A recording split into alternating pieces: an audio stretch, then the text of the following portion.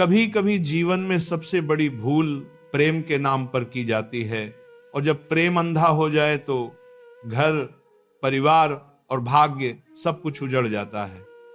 आज मैं आपको ऐसी ही एक सच्चाई से जुड़ी कहानी सुनाने जा रहा हूं, जिसे एक बूढ़ी चिड़िया ने अपनी आंखों से देखा और कहा था, जिस घर में इन 3 लोगों की चलती है वह घर जल्दी नष्ट हो जाता है।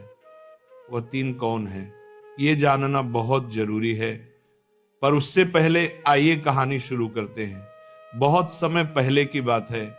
उत्तर भारत के एक समृद्ध नगर में एक सेठ रहता था। वह सेठ बड़ा ही धर्मात्मा और धनवान व्यक्ति था। उसके घर में अन्न, धन, गहना, गजरा, रत्न, जवाहरात, किसी चीज की कोई कमी नहीं थी। नगर में जब भी किसी को कोई संकट आता तो लोग कहते, सेठ जी से कहो, वो मदद कर देंगे। सेठ दयालु था, पर एक बात में अंधा था, अपने पुत्र के प्रेम में। विवाह के कई वर्षों बाद जब भगवान ने उसे एक पुत्र दिया तो उसका सारा जीवन उसी बालक के इर्द गिर्द घूमने लगा। पत्नी और सेठ दोनों अपनी संतान को देखकर अपना सारा सुख उसी में देखने लगे। बच्चा जब थोड़ा बड़ा हुआ तो उसके हर हाव भाव पर सेठ का दिल पिघल जाता। यदि बेटा किसी खिलौने की जिद करता तो सेठ तुरंत बाजार भेज देता। अगर कोई बात रोकने की होती तो भी सेठ कहता, नहीं, मेरे बेटे की खुशी सबसे बड़ी है। धीरे धीरे पुत्र की आदत बिगड़ने लगी। वह अब आदेश देने लगा था, पिता से, माता से, नौकरों से। परंतु प्रेम में अंधा सेठ यह देख नहीं पा रहा था। उसे लगता था, मेरा पुत्र भगवान का वरदान है, ये जो भी कहेगा वही सही होगा। सेठ के घर के बाहर एक विशाल पीपल का वृक्ष था।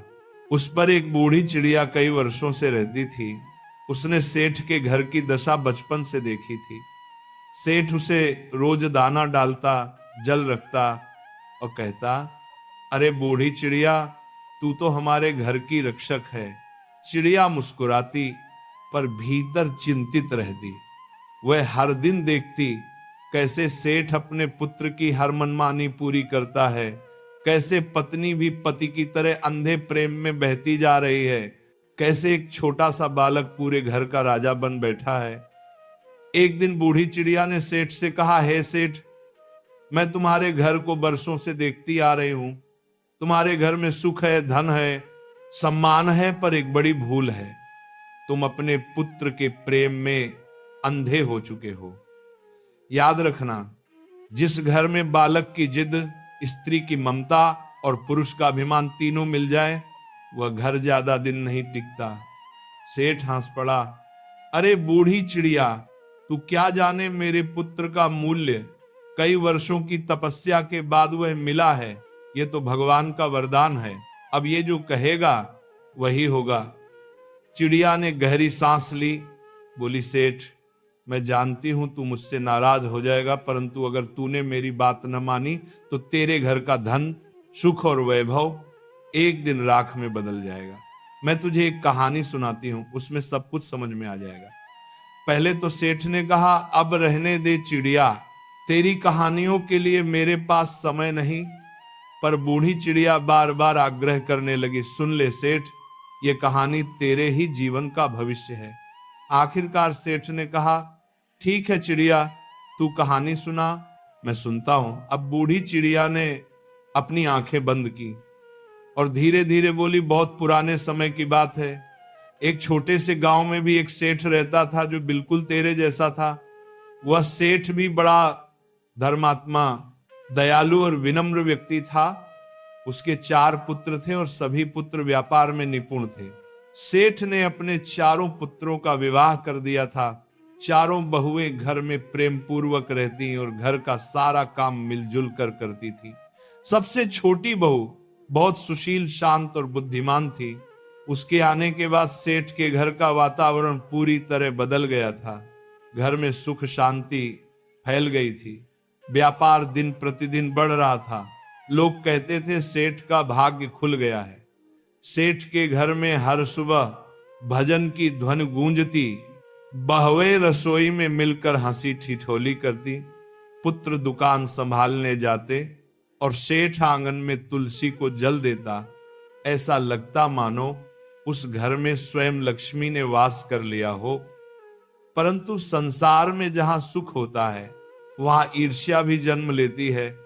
गांव के कुछ लोग सेठ की यह समृद्धि देखकर जलने लगे। किसी ने कहा, देखो इस सेठ का तो भाग्य खुल गया है। दूसरा बोला, इतना सुख किसी के नसीब में नहीं। धीरे धीरे सबके मन में एक ही विचार पनपने लगा, किसी तरह इसका सुख छीन लिया जाए। और जब मनुष्य का विवेक ईर्ष्या से भर जाए तो वह किसी भी सीमा तक जा सकता है। एक दिन कुछ लोगों ने मिलकर गांव के कुल पंडित से कहा, पंडित जी, आप तो इतने ज्ञानी हैं, फिर भी देखिए आपका यजमान सेठ पकवान खा रहा है और आप सूखी रोटी खा रहे हैं। पंडित ने कहा, तो मैं क्या करूं भैया, उसका जीवन सुखी है, मेरे पास आने की उसे जरूरत नहीं। गांव वाले बोले, बस यही तो समस्या है पंडित जी, जब तक उसके घर में दुख नहीं आएगा वह आपको हवन पूजन के लिए नहीं बुलाएगा, और जब तक वो नहीं बुलाएगा आपकी रोजी रोटी कैसे चलेगी। पंडित को ये बात चुभ गई। उसने सोचा, सच में जब उसका जीवन इतना शांत है तो मुझे कौन याद करेगा। ईर्ष्या की आग अब उसके मन में भी जल उठी। वो सोचने लगा, अगर मैं उसके सुख में थोड़ा सा कांटा डाल दूं तो वो मुझे पूजा के लिए बुलाएगा और मेरा घर भी चलेगा। पंडित सीधे एक साधु के पास गया। साधु की कुटिया जंगल के किनारे थी। वह बोला, हे स्वामी, मेरी सहायता कीजिए। मेरे गांव में एक सेठ है जो बहुत सुखी है, बहुत समृद्ध है। जब तक उसके जीवन में दुख नहीं आएगा मैं कैसे जीवित रहूंगा, मेरा परिवार भूखा मर जाएगा।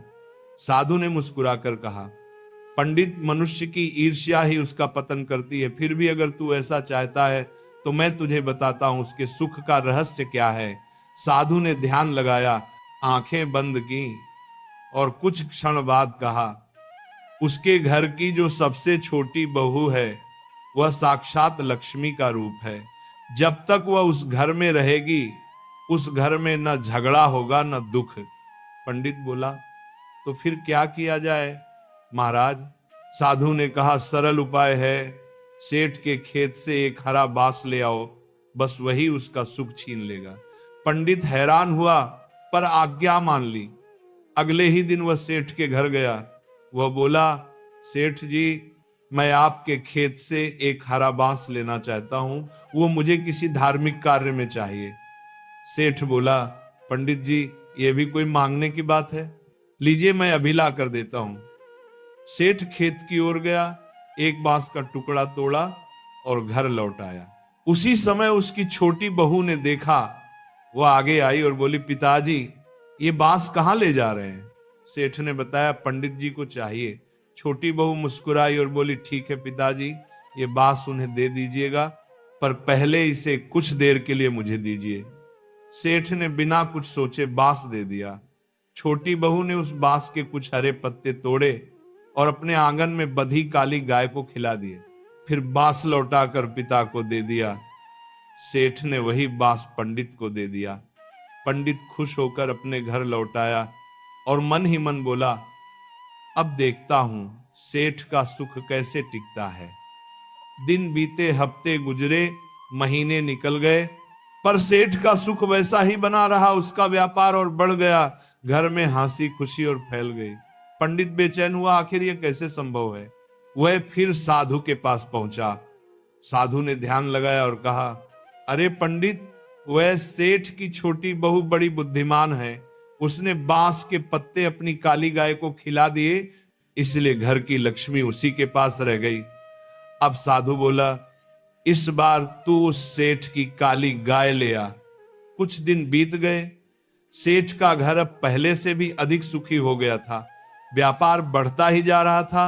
आंगन में हंसी खुशी की गूंज रहती थी और छोटी बहू की बुद्धिमत्ता सबको चकित करती थी। पर यह बात गांव के पंडित और साधु दोनों को बेचैन कर रही थी। साधु ने पंडित से कहा, पंडित, उस सेठ के घर की लक्ष्मी अब भी वही है, क्योंकि उसकी छोटी बहू ने तेरे पहले उपाय को निष्फल कर दिया। अब अगर तू सच में चाहता है कि उसका घर टूटे तो जा उसकी काली गाय मांग ले। वो गाय नहीं, लक्ष्मी की रक्षक है। जिस दिन वो घर से जाएगी उसी दिन उस घर का सुख समाप्त हो जाएगा। पंडित ने यह सुना तो उसके मन में फिर से लालच जाग उठा। उसने सोचा अगर मैं वह गाय मांग लूं तो उसके बहाने कुछ न कुछ और मिल ही जाएगा। अगले ही दिन वह फिर से सेठ के घर पहुंचा। हाथ में पूजा की थाली थी, माथे पर तिलक लगाए बोला, सेठ जी आपके यहाँ तो सुख और वैभव का सागर बह रहा है। मैं तो यही प्रार्थना करने आया हूं कि यह सब सदा बना रहे। सेठ ने आदर पूर्वक उसे भीतर बुलाया, आसन दिया और कहा, पंडित जी जो चाहिए बताइए, मैं आपकी सेवा में तत्पर हूं।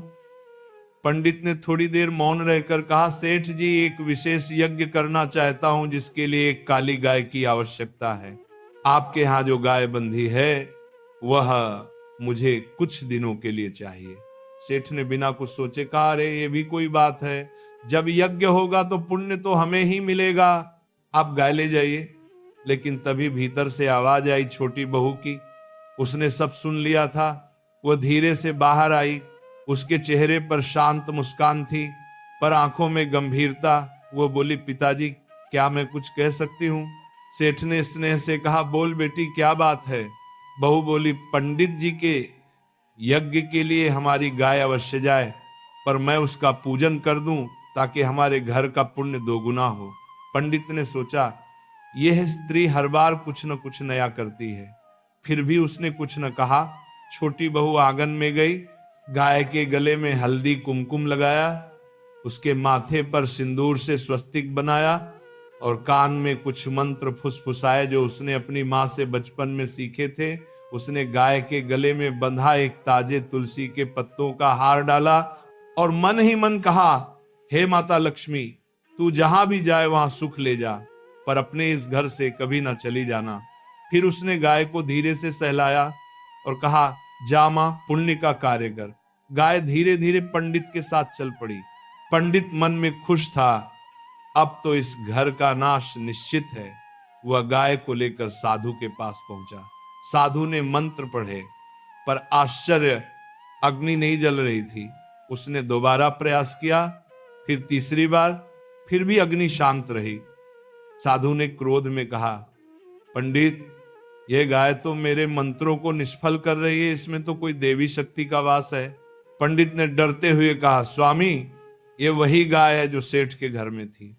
साधु ने ध्यान लगाया और फिर चिल्लाया, अरे मूर्ख, ये वही गाय है जिसे उस सेठ की छोटी बहू ने तुलसी से अभिमंत्रित किया है।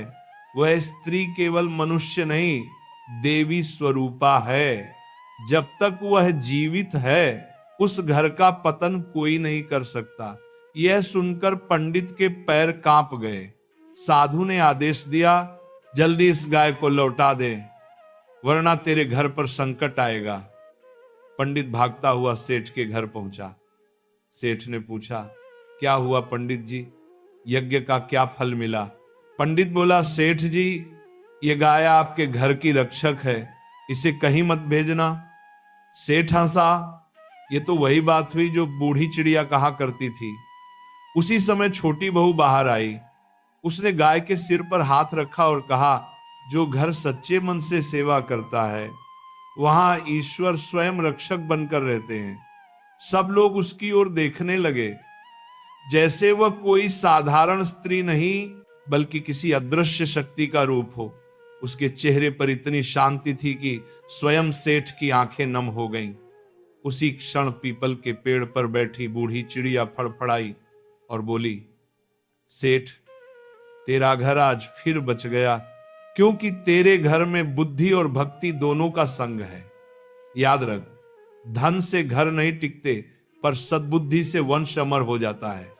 इतना कहकर वह उड़ गई। सेठ ने उस दिन से प्रण लिया कि वह अपने पुत्र के प्रेम में अंधा नहीं बनेगा और न ही दूसरों के कहने में आएगा। धीरे धीरे उसका पुत्र भी सुधरने लगा और छोटी बहू के मार्गदर्शन में घर का हर सदस्य संतुलित जीवन जीने लगा। किंतु कहानी यहीं समाप्त नहीं होती, क्योंकि बूढ़ी चिड़िया ने एक दिन फिर लौटकर कहा, सेठ मैंने तेरा घर तो बचा लिया, पर अब समय है कि तू उस रहस्य को जाने जो तेरे भाग्य में लिखा है। रात का समय था, आंगन में दीपक की लौ शांत जल रही थी, तुलसी के पास धीमी हवा बह रही थी और आकाश में पूर्णिमा का चांद झिलमिला रहा था। सेठ अपने आंगन में बैठा था। मन में अजीब सी शांति थी, पर उसी शांति में कहीं न कहीं एक प्रश्न बार बार उठ रहा था। आखिर ये सब जो घटित हुआ, उसमें क्या कोई अदृश्य शक्ति थी? तभी पीपल के पेड़ पर बैठी बूढ़ी चिड़िया फड़फड़ाई नीचे उतरी और बोली, सेठ, अब तेरा घर सुरक्षित है, पर अब समय है कि तू अपने भाग्य का रहस्य जाने। क्योंकि जो मनुष्य भाग्य को समझ लेता है वह कभी दुख में नहीं डूबता।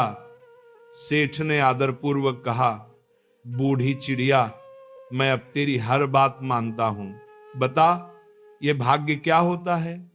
क्या ये ईश्वर लिखता है या मनुष्य खुद अपने हाथों? चिड़िया ने गहरी सांस ली, फिर बोली, सेठ, भाग्य 3 प्रकार का होता है। एक वो जो जन्म के साथ आता है, दूसरा वह जो कर्म से बनता है, और तीसरा वह जो आत्मा की परीक्षा से गुजरकर बदलता है। पहले प्रकार का भाग्य तेरे पूर्व जन्मों के कर्मों से बंधता है, जो तू इस जन्म में भुगतता है। सुख या दुख, वैभव या निर्धनता, सब उसी का फल है।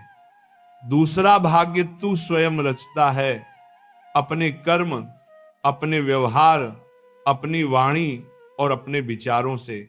और तीसरा भाग्य वह होता है जब तू सब कुछ खोकर भी मुस्कुराता है, जब तू अपने भीतर के ईश्वर को पहचान लेता है, वही तेरे जीवन का वास्तविक भाग्य होता है।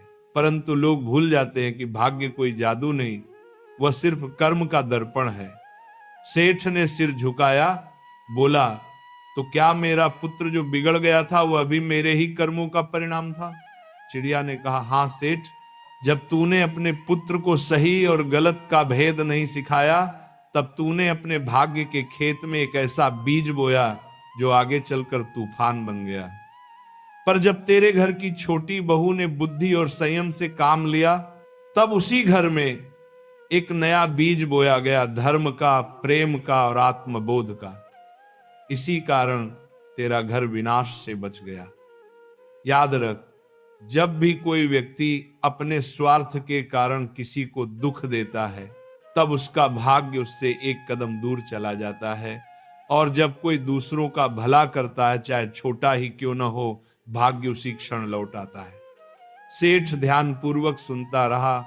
उसकी आंखों में आंसू थे, पर उनमें पछतावा नहीं था, बल्कि एक नई समझ का उजाला था। बूढ़ी चिड़िया बोली, भाग्य कोई आकाश में लिखा हुआ ग्रंथ नहीं, ये तेरे हर कर्म में लिखा जाता है। जैसे हल की नोक से मिट्टी पर लकीर खींचती है, अगर कर्म शुभ हो तो मिट्टी में फूल उगते हैं, अगर कर्म अशुभ हो तो उसी मिट्टी में कांटे जन्म लेते हैं। सेठ बोला, पर चिड़िया, यदि किसी का भाग्य बहुत ही कठोर हो तो क्या वह बदल सकता है?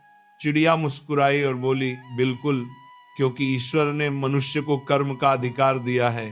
भाग्य तो केवल दिशा बताता है, यात्रा तो मनुष्य को ही करनी होती है। तू नाविक है, भाग्य केवल नदी है और ईश्वर तूफान है, जो तुझे ये याद दिलाने आता है कि तेरा जीवन किसी भी क्षण मोड़ ले सकता है, अगर तू हिम्मत रखे।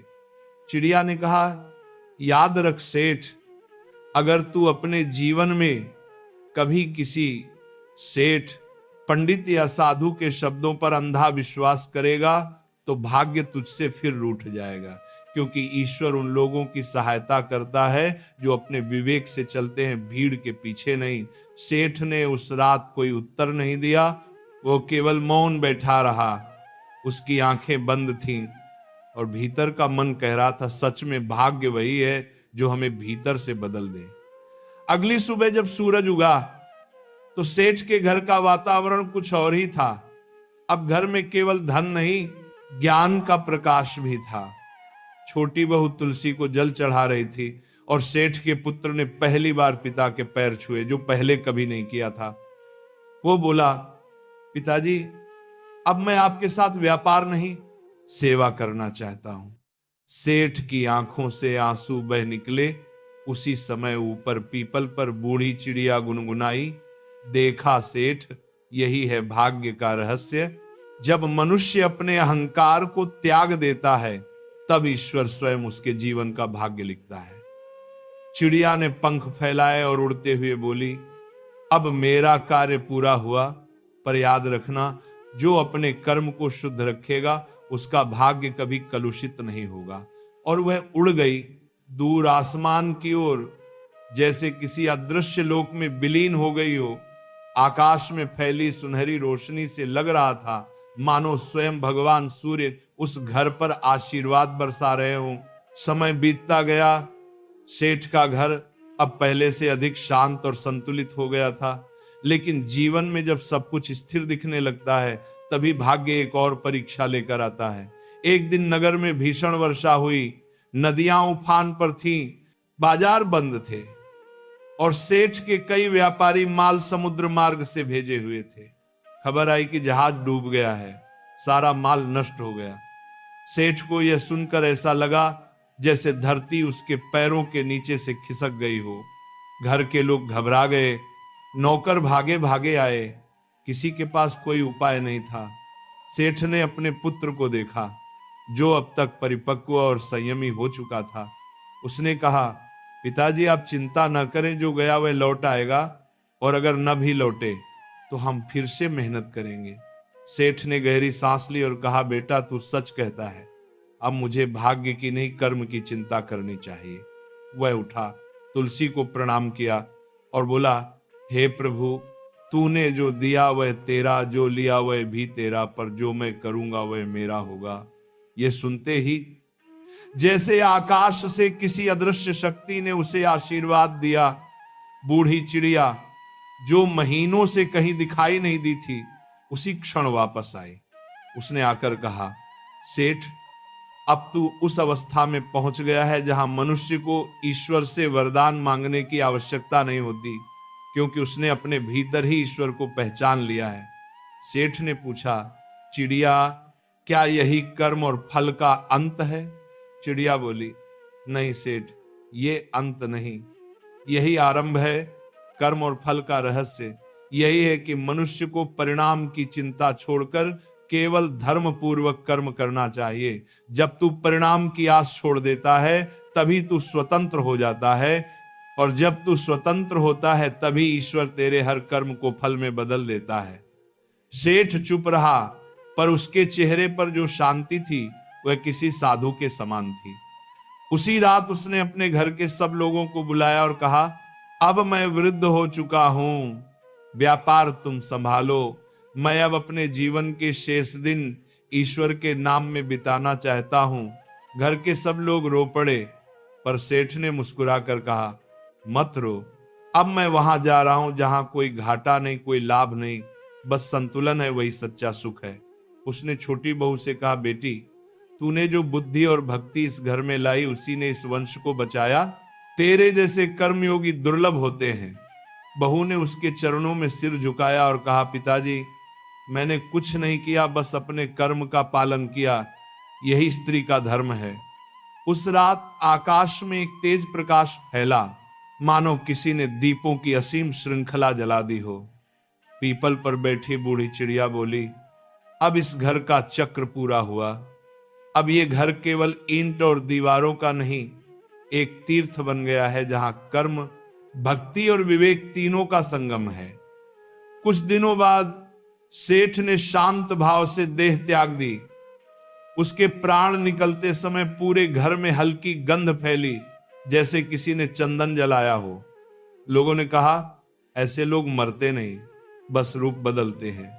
उसके पुत्र ने पिता की चिता के पास खड़े होकर कहा, पिताजी, आपने सिखाया कि कर्म ही पूजा है और फल ईश्वर का प्रसाद।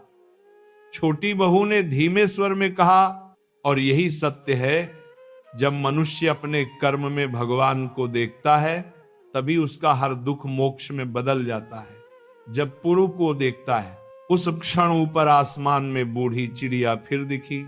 उसके पंख सुनहरी रोशनी में चमक रहे थे। वह बोली, हे मनुष्यों, इस कथा को याद रखना, जब तुम अपने कर्म को धर्म से जोड़ देते हो, तब भाग्य तुम्हारे पीछे चलता है। और जब तुम अपने कर्म को स्वार्थ से जोड़ते हो, तब भाग्य तुमसे मुंह मोड़ लेता है। जो ये समझ लेता है वही जीवन का सच्चा ज्ञानी बन जाता है। इतना कहकर चिड़िया ने अंतिम बार पंख फैलाए, आकाश में एक दीप्तिमान वृत्त बनाया और उसी में विलीन हो गई। उस दिन सेठ का घर सत्कर्म निवास कहलाने लगा, जहां आने वाले हर अतिथि को यही उपदेश दिया जाता, कर्म कर, फल की चिंता मत कर, क्योंकि जब तेरा हृदय शुद्ध है तब स्वयं भगवान तेरे फल का रक्षक है। और इस प्रकार वह कथा, जो एक बूढ़ी चिड़िया की चेतावनी से शुरू हुई थी, एक अमर सत्य पर समाप्त हुई कि कर्म ही भाग्य है और भक्ति ही उसका आधार। अंत में बूढ़ी चिड़िया ने पीपल की टहनी पर बैठकर सेठ से कहा, सेठ, याद रखना, जिस घर में 3 लोगों की चलती है वह घर जल्दी नष्ट हो जाता है। पहला, बच्चे की जिद, जो घर को खेल नहीं रणभूमि बना देती है। दूसरा, स्त्री की अंधी ममता, जो सही गलत का भेद भुला देती है। और तीसरा, पुरुष का अभिमान, जो सलाह नहीं सुनता और अपने ही अहंकार से घर को डुबो देता है। जब ये तीनों एक साथ घर में हावी हो जाए, जिद, ममता और अभिमान, तब वो घर चाहे कितना समृद्ध क्यों न हो, उसका पतन निश्चित होता है। चिड़िया ने पंख समेटकर गहरी आवाज में कहा, सेठ, इन तीनों को लगाम में रखना ही घर का वास्तविक धर्म है।